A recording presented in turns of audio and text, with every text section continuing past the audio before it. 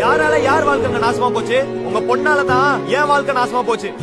உங்களால என் குடும்பமே என்ன விட்டு போச்சு. 15 லட்ச ரூபா கடன் வாங்கி ஊதாரியா சுத்துறேன்னு தானே சொன்னீங்க. உங்க பொண்ணு ஊதாரியா செலவு பண்ணதாலதான் 15 லட்ச ரூபா கடன்காரனா நிக்கிறேன். உங்க பொண்ணு ரோட்டு கடையில 20 ரூபாய்க்கு காஃபி குடிக்க மாட்டா. 280 ரூபாய்க்கு ஸ்டார் பாக்ஸ்ல கேப்புச்சினோ தான் குடிப்பா. மணியோட வேல்யூ உங்க பொண்ணுக்கும் தெரியாது, மனுஷங்களோட வேல்யூ உங்களுக்கும் தெரியாது.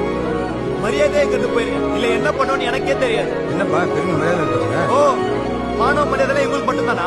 ஏன் எங்களுக்கு கிடையாதா? செத்துட்டு போறா சார் எங்க அப்ப. நாளைக்கு அவர் முன்னாடி என்ன மூஞ்சி வச்சுட்டு நிப்ப? நீங்க பாட்டு எகிரிக்கிட்டு வரீங்க. அவன் முட்டாள்தனமா இந்த சேலஞ்ச் அக்செப்ட் பண்ணும்போது எனக்கு தெரியும் கண்டிப்பா ஒரு நாள் பிரச்சனையில மாட்டுவான்னு. அதான் என் அப்பா என் கடன் அடிக்க கொடுத்த சொத்து பத்திரத்தையும் நகையும் பத்திரமா வச்சிருக்கேன். அதை வச்சு உங்க பொண்ணோட கடன் அடைப்பேனே தவிர உங்க சொந்த வித்து என் கடனை அடிக்க சொல்ல மாட்டேன். ஒரு பொண்ணை எப்படி சேஃபா பாத்துக்கணும் என் வீட்டை சொல்லி வளர்த்துருக்காங்களே தவிர ஒரு பொண்ணை வச்சு எப்படி சேஃப்டி ஆயிக்கணும் என் வீட்டை சொல்லி கொடுத்து வளர்க்கல. இனிமேல் உங்க பொண்ணை தேடி ஒரு கடன்காரனும் வரமாட்டான். உங்க பொண்ணை என்ன தேடி வர சொல்லாதீங்க.